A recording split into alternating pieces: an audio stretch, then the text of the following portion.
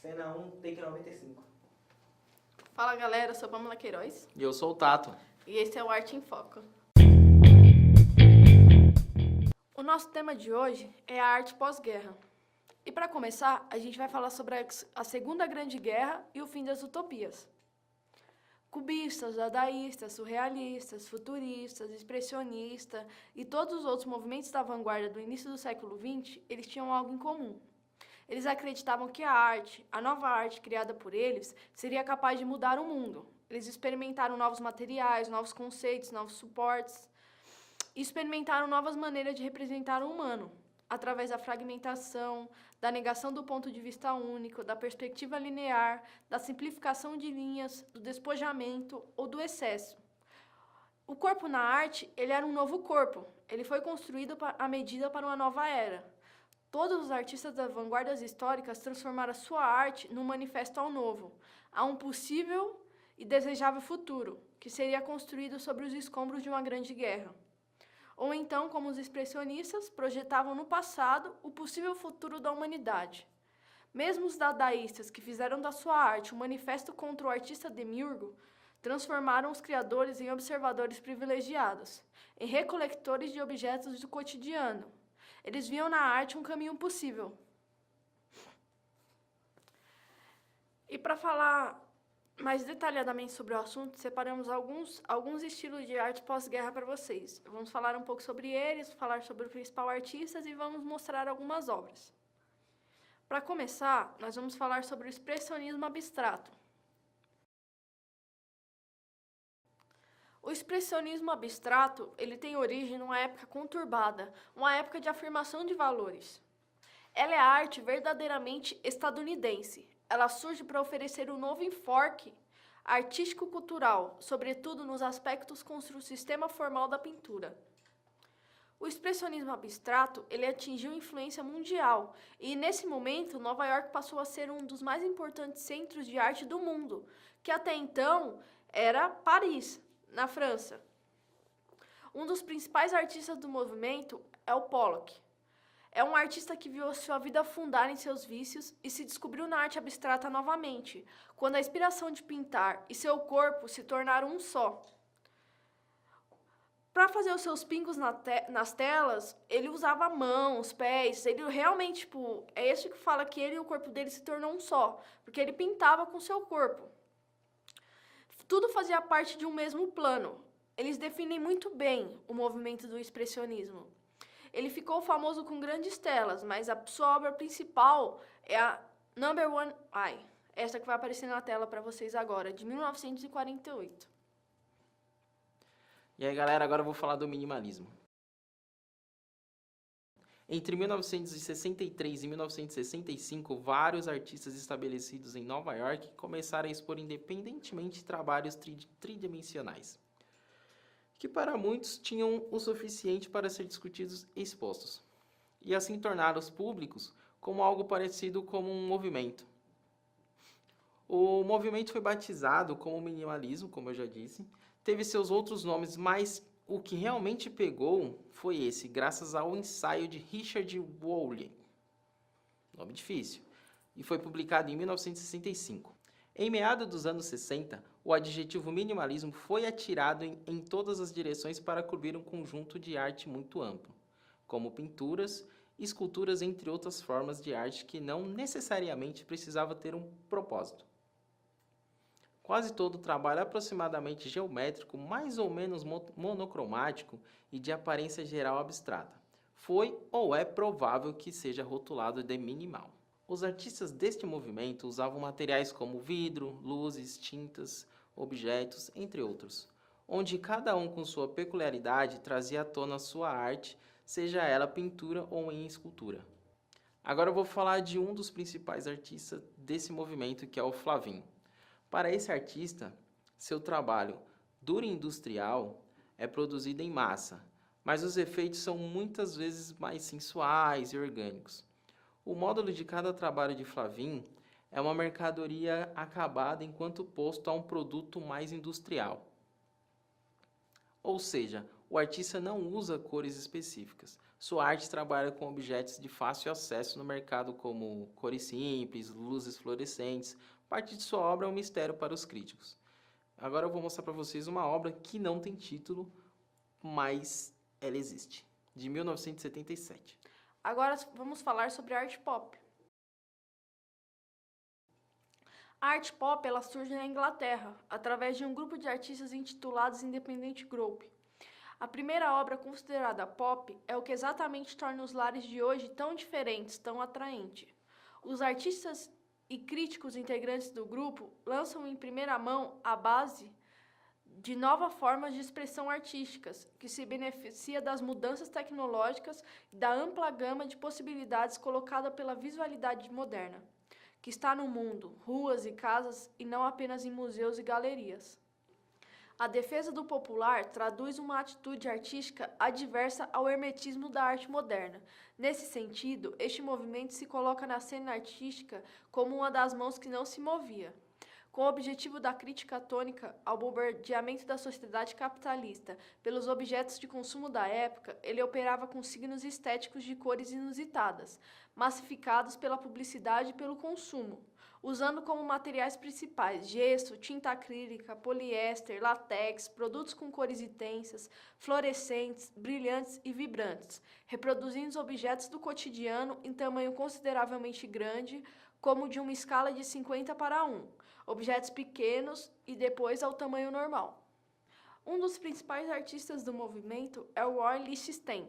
Na sua obra, ele valorizava os clichês das histórias em quadrinhos como forma de arte, colocando-se dentro de um movimento que tentou criticar a cultura da massa. Muitas ilustrações dele eram feitas a partir de desenhos em quadrinhos. Uma das obras dele, bastante conhecida, se chama Drowning Girl. E ela vai aparecer agora aqui na tela para vocês. E aí, galera, voltei. Agora eu vou falar do novo realismo.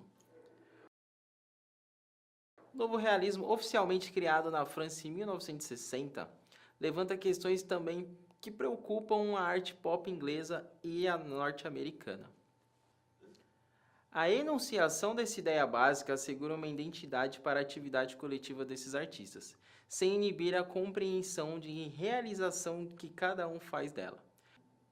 Esse fator é importante na medida que os novos realistas marcam uma posição clara no início da década de 60, que de certa forma já estava contida em seus trabalhos do período anterior ao movimento, pois vinham produzindo independentemente e com algum reconhecimento desses meados da década anterior.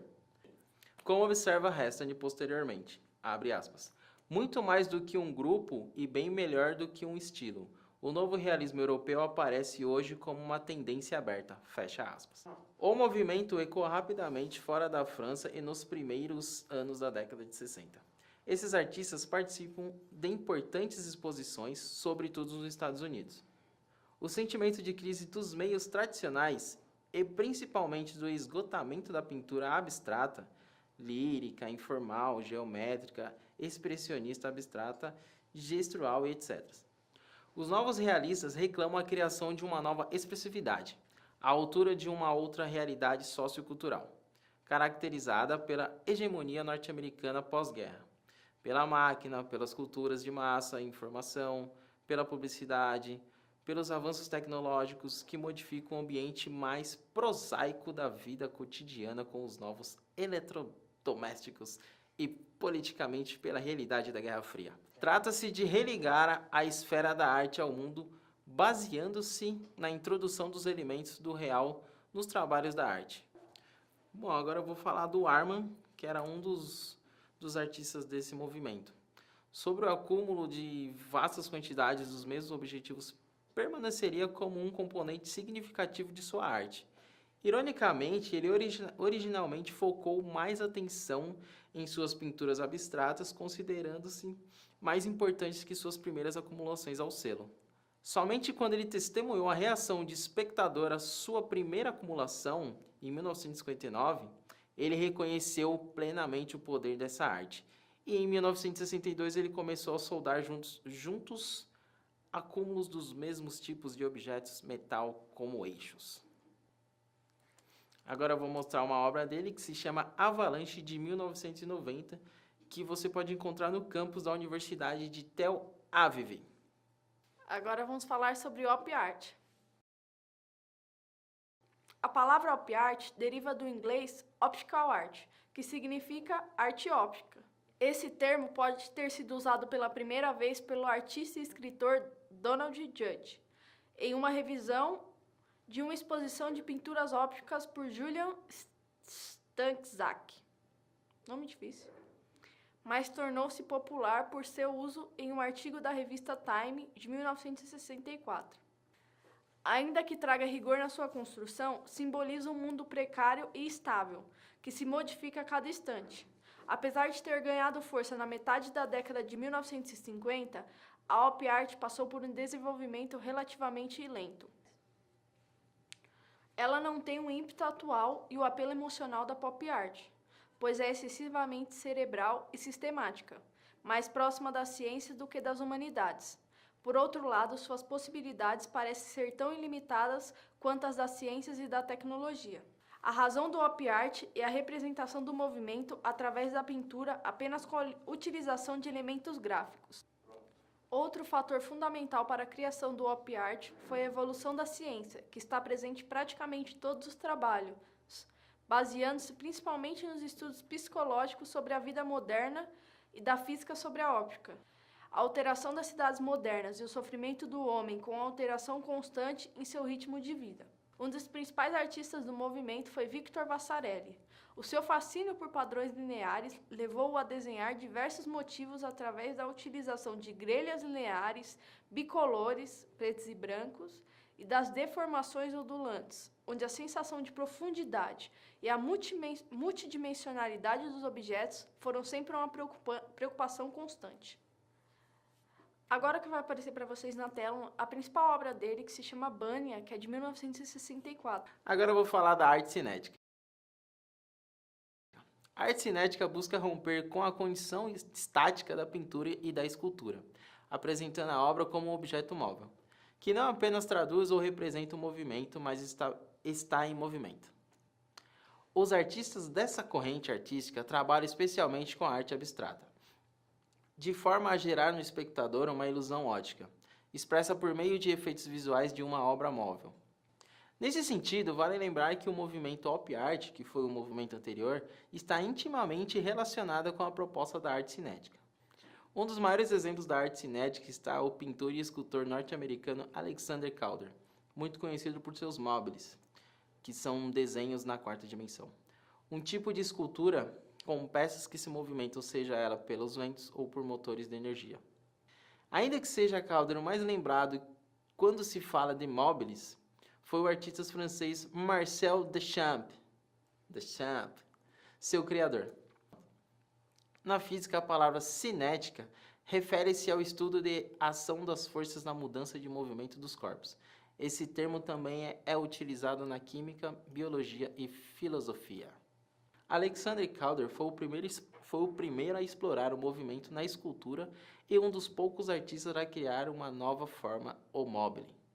Nos últimos anos, mantinha um estúdio em Sacha. E, embora vivesse aí a maior parte do tempo, conservou sua fazenda em Roxbury, Connecticut, comprada em 1933, e que se tornará um verdadeiro repositório de trabalhos e objetos feitos por ele. Agora eu vou mostrar para vocês a obra que se chama O Tamanduá, de 1963. Agora vamos falar sobre a arte povera. As obras da arte povera expressavam oposição a elementos da modernidade, interpretados como responsável por uma sociedade consumista e agentes destruidores do senso de memória e traços do passado. Os artistas desse movimento também mantinham restrições aos aspectos tecnológicos e o racionalismo científico que eles consideravam presentes no minimalismo. Assim, eles procuravam criar obras cobertas por uma atmosfera misteriosa, marcada por contraste e justas posições entre o novo e o velho, o natural e o industrializado. O uso de materiais pobres era também uma reação às pinturas abstratas, hegemônicas no cenário artístico dos anos 50 e 60, que na visão dos artistas da arte povera expressavam uma visão muito individualista, além de permanecerem presas às tradições artísticas. As obras da arte povera, ao apresentar materiais ditos pobres, procuravam uma aproximação entre a arte e a vida cotidiana. Outra característica de alguma dessas obras era a incorporação de propriedades físicas dos materiais, como a oxidação de metal ou apodrecimento de vegetais, evidenciando oposições entre o eterno e o efêmero. Um dos principais artistas do movimento foi Giovanni Anselmo. As obras dele consistem de granitos, madeira, pele animal e outros materiais. Em 1972, ele participou na exposição de arte Documenta 5. Em 1990, ele ganhou o Leão de Ouro de pintura na Bienal de Veneza. Uma das principais obras deles se chama Verkürzer Himmel, de 1987, e ela fica em Münster, na Alemanha, ela está exposta lá. É isso aí, galera. Trabalho finalizado. A gente falou sobre a arte pós-guerra. Deu trabalho, mas tá aí. Foi feito. Espero que tenham gostado. Espero que a Manuela dê uma nota boa aí pra gente, pra ajudar a gente a passar aí, por favor. Estamos precisando muito. É nóis. Valeu, galera. Fui.